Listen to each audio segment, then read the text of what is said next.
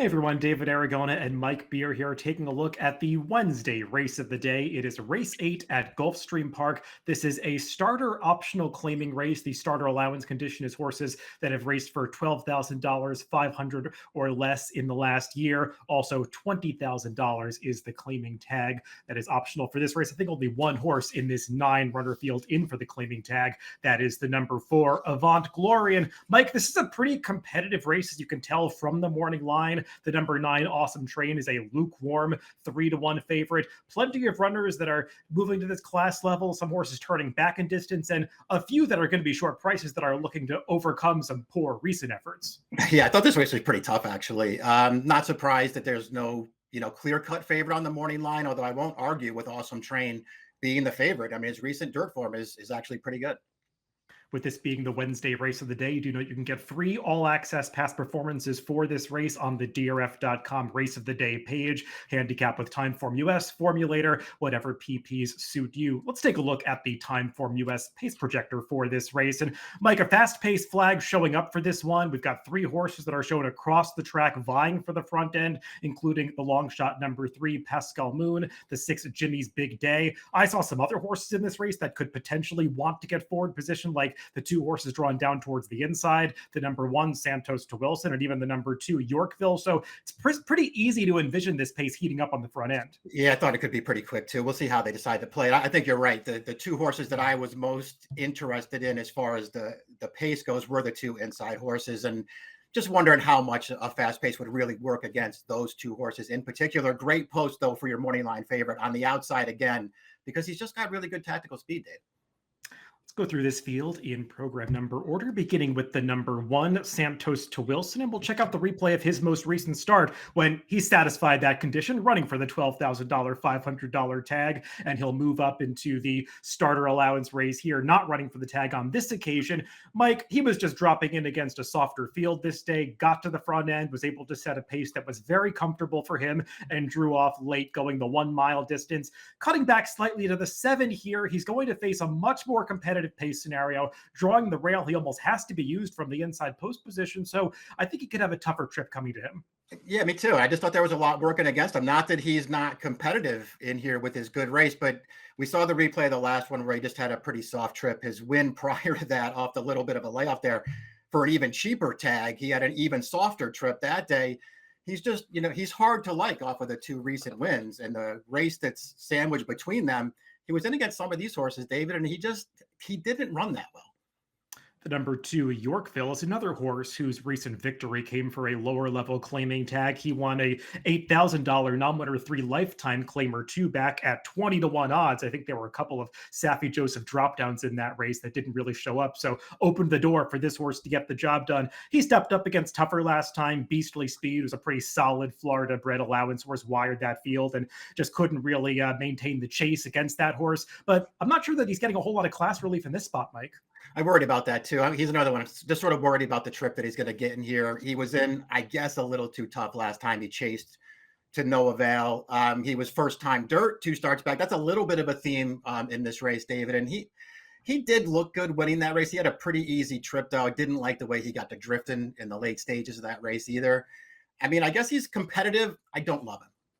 The number 3 is Pascal Moon, a horse that I know you and I are both familiar with from his days early in his career racing on the Naira circuit, being a New York bred. Now he's in Florida, and he's one who was in great form when he dropped into some lower level claiming tags through last fall. He won 3 races in a row, culminating with a victory at the $12,500 level back in December of last year. Claimed out of that race, made his first start for the new barn Jennifer Young last time, and switched over to the synthetic and actually ran pretty well against a field of decent quality to close for second in that race. He's another one, though, Mike, where I wonder how the trip is going to work out, because he was outrun last time on the synth and stayed on well, but he hasn't really proven that he can utilize that style in dirt races. Yeah, I know. I wanted to give him a little bit of credit for that too, because it's like the first time in that most recent start where he didn't make the leader. He wasn't part of the pace, and he actually ran on pretty well. I don't know how much the surface had to do with that. 3 for 3 at Gulfstream, all over this distance, but they're all races where he was basically unchallenged from the stretch call home. And I think it's a totally different story here. The number 4, Avant Glory, seems like a more logical contender in this race. He ran very well at this level to win 2 races back as the 6-5 favorite, beating one of today's rivals, Belton Brooks. Came back last time in a slightly tougher $35,000 claimer. And I don't know about you, Mike, I didn't love the ride that day. He was kind of jammed up inside, lost some position. Now he's coming back at a spot where he's at a level he's been successful at before. Just has to get out of the gate because I think he's a horse that runs best when he can be forward. And we'll see if he's able to get that trip here. Yeah, glad you brought that up. I mean, two of his he was good winning in this condition 2 starts back, and the 2 races surrounding that just really, really bad from again. I mean, last time you're right, David. I didn't like the trip he pulled, and part of that was his own doing because he broke last, and then he just sort of had to, ride to recover position in that race. And I think it just left him in a bad spot. 3 starts back, he totally blew the start. I mean, he was not ready. He must have cost himself 10 lengths that day. He actually ran pretty well in there. I'm concerned with the recent gate issues. He's pretty clearly a major player in this race, though. Yeah, he's not one of these horses that's been competing in cheaper races. He's in for the $20,000 tag because he has not participated in those lower level claimers.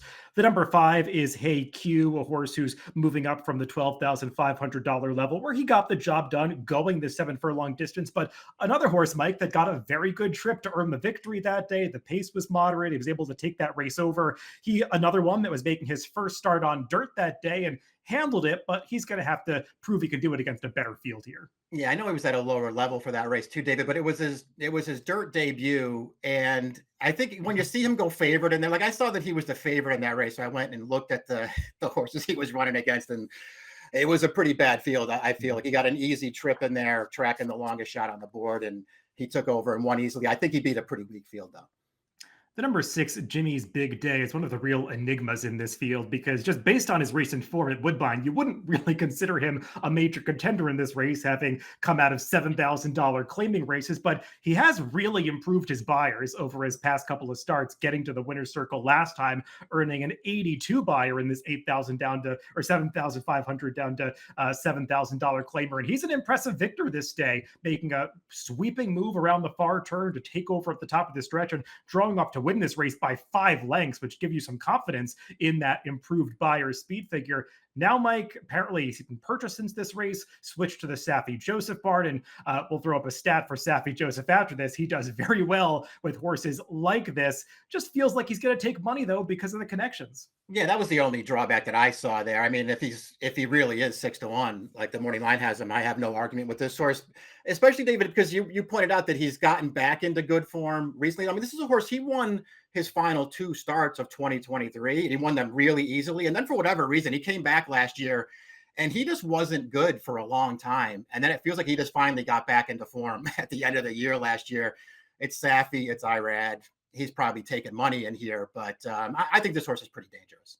Yeah, and here's that DRF formulator fact that I was referring to. Over the past 3 years, with horses making a trainer switch into the Saffie Joseph barn that are 4 years old and up, because he's had a lot of success with those types of older horses, 26 for 71, a 37% win rate with a $3.52 ROI. This is this horse's first start on the dirt, but he's a son of race day. Those progeny can certainly handle the dirt. And Saffie Joseph, if I remember correctly, has had a pretty good son of race day. That's White Barrio.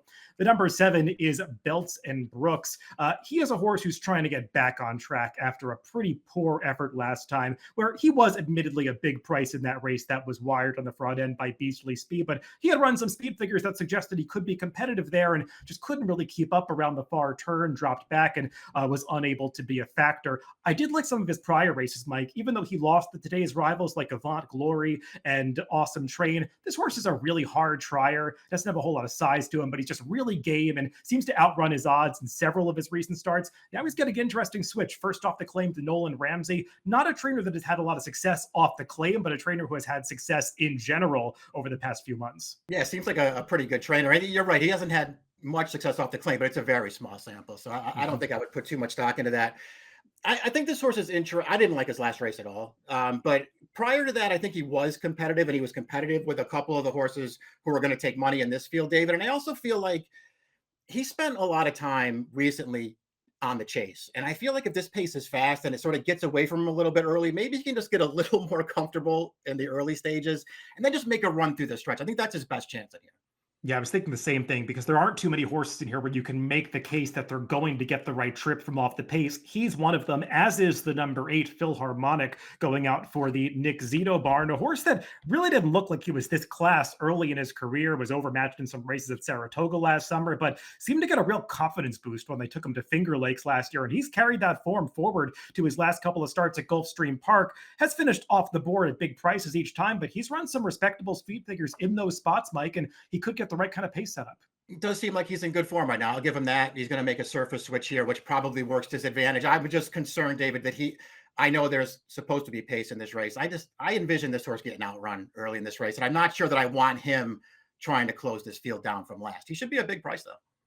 The number 9 is Awesome Train and just feels like the horse to beat in this race. He took a big step forward in the second half of last year, just gradually improving his buyer speed figures all the way up to a pair of 85s and earned those numbers against some solid competition, 2 and 3 back, one of which came going the 7 furlong distance. They just tried a tough spot last time, Mike, in that Sunshine Classic going 2 turns. Not really sure that he's a 2-turn dirt horse. And now he's cutting back to the right kind of distance against a field of appropriate class level. Yeah, take out the two. There's two recent stakes races in there. There's also a mile race on a sloppy track that he didn't have to love. And if you take those races out, he's less than a length away from having 4 wins in a row. He paired up buyer tops in those wins, 2 and 3 starts back, and he looked good winning those races. And again, he's drawn to the outside, and he's just got the kind of tactical speed where he's going to be able to sort of sit off the pace a little bit and then make his run around the turn. Let's throw up our picks for this Wednesday race of the day. Mike, I'm going to put the number 7, Belts and Brooks, on top. A little bit concerned that this barn hasn't had that much success off the claim, but it does nevertheless feel like a trainer upgrade. And just hope we can get the right kind of trip from off the pace in a race that does feel like it features plenty of speed. Yeah, I wasn't against that horse at all. I have him in there too. I'm going to take Avant Glory on top here and just see what kind of price he goes off at. A little concerned about the recent gate issues, but if he breaks with the field in here, I think he's very, very well spotted. The number 4, Avant Glory for Mike, and the number 7, Belts and Brooks for me in the Wednesday race of the day, race 8 at Gulfstream Park. Good luck if you're playing the races this week.